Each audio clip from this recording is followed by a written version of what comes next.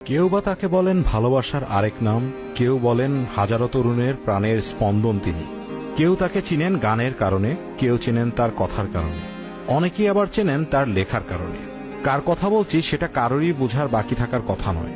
বলছি অ্যাশেজ বাংলাদেশের lyricist, composer এবং ভোকালিস্ট জুনায়েদ ইভানের কথা।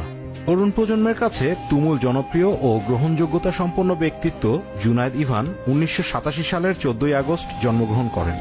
তার জন্মের পর থেকে নিজেকে দেশবাসীর কাছে পরিচিত করার আগ অবধি অনেক ঘটনা ঘটে গেছে, যা হয়তো জুনায়েদ ইভানের একজন একনিষ্ঠ ভক্ত হবার পরও আপনি জানেন না।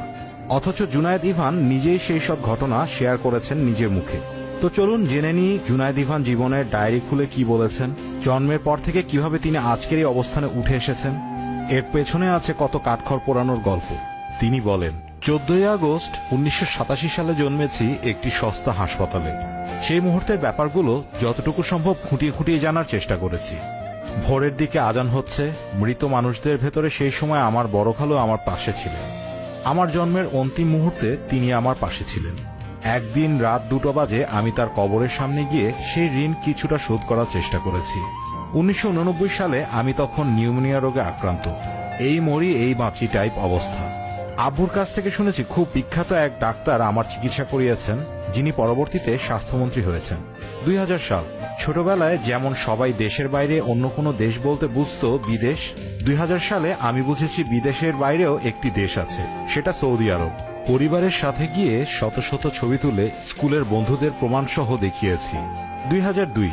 প্রথম লুকিয়ে রাতে বাইরে থাকা। সেই সময়ের একটি ডায়েরি পড়ে জানতে পারলাম বাসার সবাই ঘুমিয়ে যাবার পর ইস্পাহানি মোড়ের পানওয়ালা জসিম ভাইকে নিয়ে চলে গিয়েছে একটি গায়ে হলুদের অনুষ্ঠানে। সেখানে নাকি একটি গানের দল সারা রাত গান করবে। কি আশ্চর্য ব্যাপার স্যাপার। আমার কাছে টাকা ছিল না, জসিম ভাই আমাকে কেক এবং চা কিনে খাইয়েছেন। এই তুচ্ছ অংশটিও ডায়েরি থেকে নেওয়া। 2003। আমার প্রথম গিবসন গিটার আলমারির টাকা চুরি করে সেলিম ভাইয়ের কাছ থেকে কিনেছি।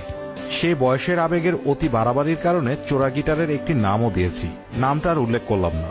গিটারটি ভেঙে গেছে, ভাঙা একটি অংশ রেখে দিয়েছি, জানলার সাথে টানিয়ে দেয়া আছে। 2004।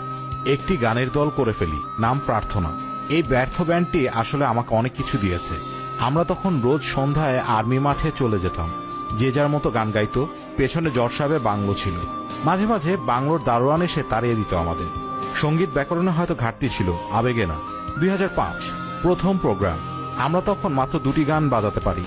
বাচ্চুর সেই তুমি ছিল হিট লিস্টে। গান দুটি শেষ হবার পর প্রোগ্রাম থেকে এখনই আসছি বলে দৌড়ে পালাই।